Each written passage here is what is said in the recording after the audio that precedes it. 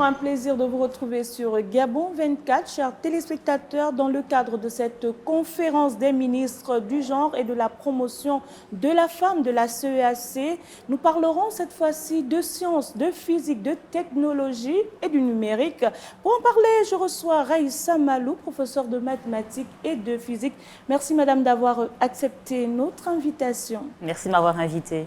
Alors, c'est un plaisir de recevoir une brillante scientifique pour nous parler de mathématiques. Chez les filles, c'est souvent stigmatisant de ne pas pouvoir faire ces études-là. Peut-être nous parler en quelques mots de votre formation.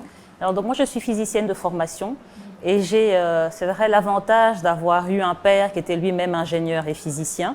Ce qui donc a sans doute facilité les choses pour moi. J'ai l'habitude de dire que comme Obélix, je suis tombée dans la marmite quand j'étais petite et que pour moi, le monde, je ne peux le comprendre qu'au travers des mathématiques. Et donc, je n'ai pas fait la physique pour un métier, j'en ai fait parce que c'était pour moi la meilleure façon de comprendre le monde dans lequel j'étais, de comprendre les lois de la nature. Mais évidemment, il est clair que dans nos sociétés africaines notamment, quand on n'a pas ce cadre familial qui vous soutient, ça peut être extrêmement difficile d'avoir ce soutien dans la société parce qu'il y a énormément de stéréotypes derrière les domaines techniques et scientifiques. On a tendance à penser que ce sont des domaines d'abord importés et puis qui ne seraient que pour les garçons et pas pour les filles. Et donc, c'est vrai que nos filles doivent travailler doublement, au final, pour lutter contre cette fausse idée que les sciences et les mathématiques viendraient d'ailleurs, première fausse idée, et deuxième fausse idée qu'elles ne seraient que pour les garçons, ce qui n'est pas vrai non plus, quoi. Et donc, mon travail consiste à déconstruire justement tous ces stéréotypes. Alors, vous êtes en association et comment vous allez vers ces jeunes filles-là pour leur dire que vous êtes également capable de parler sciences, de parler mathématiques, de parler technologie? Alors, ça va faire 10 ans que notre association Investing in People, en République démocratique du Congo, organise la Semaine de la science et des technologies. Donc, c'est un événement que l'on a créé pour justement promouvoir ces domaines auprès des jeunes et du grand public, de promouvoir les savoirs et les savoir-faire africains dans ces domaines, parce qu'on a tendance à penser à tort que l'Afrique n'aurait pas participé à la grande histoire des sciences et des technologies. Et nous, on veut justement faire arrêter cela. Et la troisième chose, il faut susciter des vocations. Pour accélérer le développement de nos pays, nous avons besoin d'armées, moi j'appelle ça d'armées, de physiciens, de mathématiciennes, d'ingénieurs, pour qu'ils soutiennent le développement de nos pays. Donc la Semaine de la science a été créée pour ça. Et donc, dans le cadre de ces activités, on met au maximum en avant les jeunes et les filles. En fait, on organise des animations scientifiques et ces animations scientifiques ne sont pas faites par mon équipe. On forme des élèves des écoles de Kinshasa et c'est eux qui deviennent les animateurs des animations scientifiques. Et c'est ça qui fonctionne. Parce que quand les gens viennent au village des sciences, que ce soit des adultes ou d'autres enfants, ils se disent « mais si ce petit ou cette petite-là est capable de le faire », c'est que moi, je peux le faire aussi. Et donc, on voit que ça crée de l'émulation auprès des jeunes, auprès des enseignants, qui se disent qu'ils peuvent enseigner les disciplines techniques et scientifiques différemment, avec plus de fun, en les rendant plus concrètes, en fait, pour susciter des vocations. Et le fait qu'ils voient des filles, ils se disent, bah, après tout, pourquoi on interdit les filles d'aller dans ces domaines? Et donc, c'est comme ça que l'on arrive à contribuer à faire changer les choses. Et je peux vous dire qu'en 10 ans, j'ai vraiment vu la RDC changer. Il y a 10 ans, on me regardait comme une extraterrestre. Aujourd'hui, je vois qu'il y a plus de filles, plus de femmes dans les domaines des STEM, donc des sciences, des technologies, de l'ingénierie et des mathématiques, qui se mettent en avant, qui ont le courage de parler, le courage de s'adresser, de créer des startups. Donc, on a vraiment vu que le travail qu'il a fait changer les choses pour qu'il y ait de la RDC. Vous parliez tantôt de déconstruire la façon de transmettre les sciences et les mathématiques. Peut-être ça commence dans le cadre familial, mais lorsque vous n'avez pas la chance, comme vous, d'avoir un exemple en termes de géniteur, comment faire aujourd'hui? L'école est importante déjà. Ça fait partie de mon deuxième travail en RDC. Je travaille pour le ministère de l'enseignement primaire, secondaire et technique et j'ai la charge de la réforme de l'enseignement des sciences et des mathématiques au secondaire. Nos programmes éducatifs, en fait, sont maintenant conçus de manière à rendre les choses plus concrètes. Ce qui compte, ce n'est pas ce que vous savez, mais ce que vous êtes capable de faire avec ce que vous savez. L'avantage avec le français, c'est que dès que vous savez le français ou n'importe quelle langue, donc l'avantage avec les langues, quand vous savez lire et écrire, vous pouvez tout de suite écrire une histoire. Donc vous avez tout de suite un résultat rapidement. Tandis qu'en mathématiques, on a l'impression qu'il faut en avoir fait beaucoup, il faut attendre peut-être d'arriver au doctorat pour faire des choses intéressantes, que c'est un enseignement beaucoup trop abstrait, etc.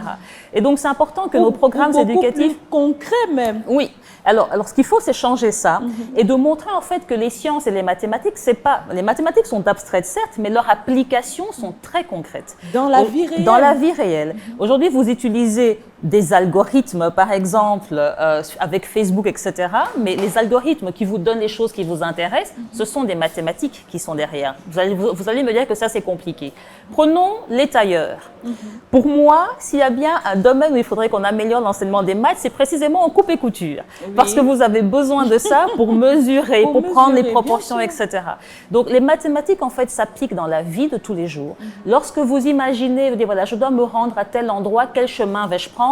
C'est votre intelligence logico-mathématique que vous utilisez. On commence à calculer. Exactement. Quand vous repérez dans l'espace, lorsque vous prévoyez, lorsque vous utilisez une recette, c'est un algorithme que vous faites. Peut-être c'est expliqué aujourd'hui aux jeunes filles que par les mathématiques, par la science, par la physique, vous pouvez y parvenir parce que nous sommes au quotidien en contact avec des jeunes, des femmes qui vous diront, écoute, qu'est-ce que PDX m'a servi? À quoi PDX m'a servi dans la vie?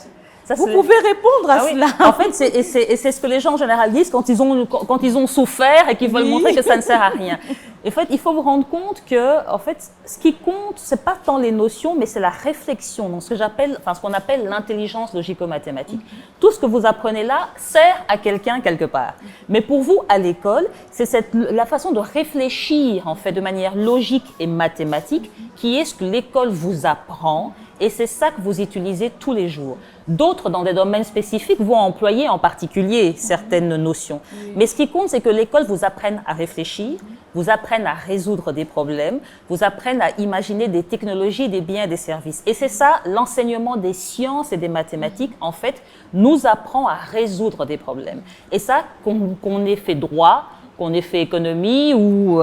Et donc, ce qu'on veut, c'est que notre système éducatif, dans la sous-région, parce qu'on est dans le cadre de la sous-région de la CEAC, c'est que justement, il soit réformé pour que nos jeunes apprennent à résoudre des problèmes en étant mieux formés dans les domaines techniques et scientifiques. Et pour la question du genre, ce qu'il faut faire très attention, c'est que si vous regardez nos programmes, les exemples sont souvent des exemples masculins. Le type d'exercice qui est proposé favorise plutôt les garçons plutôt que les filles.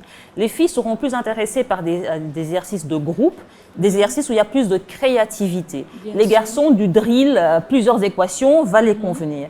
Et donc, si on veut intéresser et les filles et les garçons, il faut en fait avoir des activités variées. C'est donc le moment de mettre en place des textes de loi, faire évoluer… Changer les programmes. Changer les programmes. Il faut changer les programmes au niveau des ministères, au niveau des gouvernements. Tout à fait. Et c'est le cas aujourd'hui. Vous participez notamment à ce panel-là sur le numérique et les sciences. Tout à fait.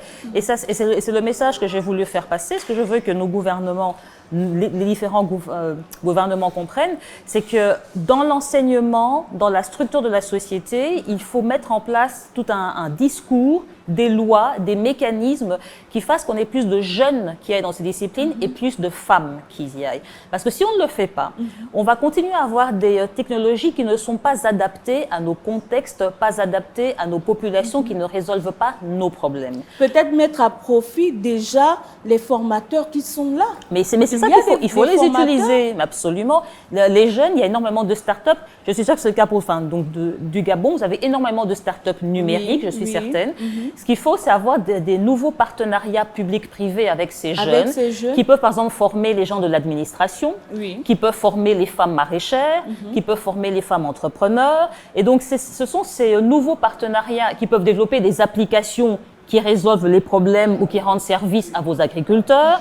C'est vraiment ce nouveau partenariat entre les jeunes et les start-up, la société civile et le gouvernement que nos pays doivent arriver à mettre en place. On parle des sciences aujourd'hui au service de l'autonomisation des jeunes filles, autonomisation des femmes, mais les gouvernements, on a quand même l'impression que c'est le serpent qui se mord la queue, où on dit une chose et son contraire parce que il n'y a pas d'établissement dédié. Il faut des pôles d'excellence également. Ah, c'est clair. C'est sûr qu'on a besoin de pôles d'excellence et des pôles d'excellence régionaux. Je pense qu'on ne doit pas juste penser en termes de nos pays. Oui. On doit penser au fait qu'on est dans un écosystème avec différents pays, les États de l'Afrique centrale, et on doit penser justement en termes de la région, plutôt que d'être simplement retourné autour de nous-mêmes, autour de soi. Et donc, c'est cette ouverture, en fait, qui est importante si on veut absolument accélérer le développement d'un point de vue numérique, technologique de la région. Parce que si on a une école primaire, on a une école secondaire, il faut qu'à côté d'une école secondaire généraliste, il y ait une école scientifique et qu'on mette en place peut-être des politiques discriminatoires envers d'autres gens, mais pour la promotion des jeunes filles. Ah, mais il est clair qu'on a besoin d'avoir une communication ciblée à l'égard des filles, parce que si on n'en a pas, elles ne viendront pas. Parce que, par exemple, on aime à dire le numérique n'intéresse pas les filles. C'est pas vrai. Le numérique aujourd'hui intéresse les jeunes et intéresse les filles en particulier. Mais si vous n'arrêtez pas de dire que ça ne les intéresse pas, celles qui y sont, qu'est-ce qu'elles vont dire? Je n'existe donc pas. Pourtant, j'y suis. Pourtant, ça m'intéresse. Donc, et ça marche. Peut gagner sa vie au travers des sciences et du numérique également. Ici, j'ai l'avantage d'aller sur un plateau de télé. Ce sera intéressant que vous invitez ces femmes qui ont des startups dans le numérique, qui ont des activités, qui ont des expériences positives. Au Gabon, on a des incubateurs. Des incubateurs. On a des incubateurs. Vous leur faites parler, vous leur demandez de venir, de raconter leur expérience. Et c'est ça qui va convaincre et le gouvernement et les gens de continuer à investir et à aller dans les domaines numériques. Et en fait, il faut raconter de belles histoires. Et les rôles modèles sont importants. Et rendre les sciences plus simplifiées. Plus fun aussi. C'est ça qu'on veut, c'est s'amuser avec les sciences. Votre mot de fin, madame? Il est important pour nos États d'avoir un maximum de filles et déjà de jeunes qui vont dans nos disciplines. Sinon, ce que nous risquons, c'est d'avoir une seconde colonisation. Parce que vous avez entendu parler des intelligences artificielles. Ces algorithmes, en fait, il faut savoir que si on les laisse, s'ils ne sont conçus que par des gens d'ailleurs, ils vont produire des intelligences artificielles qui vont reproduire les discriminations et les violences que nous connaissons. Pour ne pas que cela se produise, il faut qu'on ait plus d'Africains qui participent et plus de femmes en particulier. Merci, Vraïssa Malou. Notre entretien était tellement intéressant, mais malheureusement, c'est la fin. Merci à vous, chers téléspectateurs. Nous sommes toujours à Libreville dans le cadre de la conférence des ministres du genre et de la promotion de la femme. À bientôt sur Gabon 24.